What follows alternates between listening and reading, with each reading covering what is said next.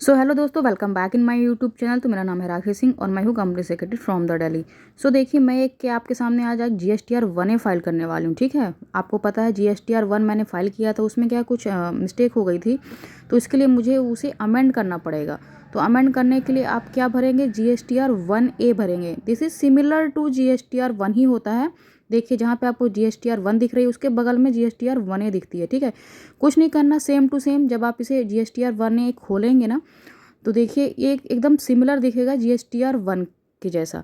तो अगर गलती से आपने कुछ भी चीज़ में मिस्टेक कर दी है GSTR 1 में, जैसे कि इनवॉइस गलत डाल दी है, या कि फिर क्रेडिट या डेबिट नोट डालना भूल गए हैं, या कुछ मिस्टेक हो गई है, या कुछ भी आपने गलत डाल दिया है, HSN वाइज कुछ मिस्टेक हो गई है, तो आप ये एडिट कर सकते हैं। सो बेसिकली मेरा जो मिस्टेक हुआ है वो हुआ है, इनवॉइस मैंने गलत डाल दी है एक दो पार्टीज़ की, तो मुझे वो इनवॉइस अमेंड करना है। सो देखिए, GSTR 1A ऐसा आपको दिख रहा है, तो ये GSTR 1 के जैसा ही है। देखिए, अगर आप देखेंगे जो यहाँ पे ऑप्शंस है वो सिमिलर हैं, सब कुछ है। देखिए 4A 4B, देन 5 में B2C है, export invoices B2C others, credit and debit note for unregistered parties, document issues, HSN wise. ठीक है, तो मेरा क्या हुआ है, मिस्टेक हो गया है कि मैंने एक पार्टी का जो है गलत डिटेल डाल दी है, तो मैं उसे सही कर लूँगी।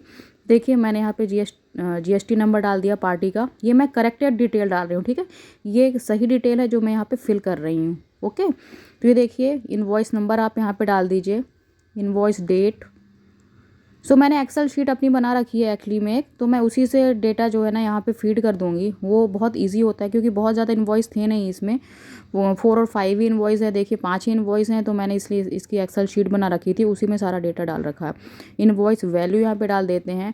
अब देखिए नीचे पे जा करके मुझे डालना पड़ेगा, ठीक है, टैक्सेबल वैल्यू। तो टैक्सेबल वैल्यू यहाँ पे डाल देते हैं। ठीक है, तो ये देखिए मैंने 1 बाय 1 सारी की सारी डिटेल यहाँ पे डाल दी है।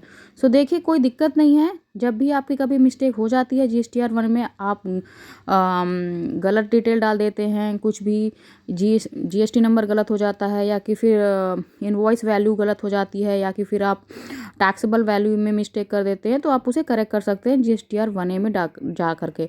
अब देखिए यहाँ पे एक है HSN वाइज समरी डालनी होती है, काफ़ी मैंडेटरी हो गया है।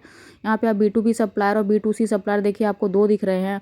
अगर आपको यहाँ पे कुछ ना कुछ डिटेल डालनी ही पड़ेगी, ठीक है, चाहे भले ही आप ज़ीरो करके डालें, but you have to fill, क्योंकि पहले ये ऑप्शनल हुआ करता था, बट अभी ये मैंडेटरी हो गया है आपको डालना। ठीक है, तो मेरे पास जो है वो एक्चुअली B2C सप्लायर नहीं है।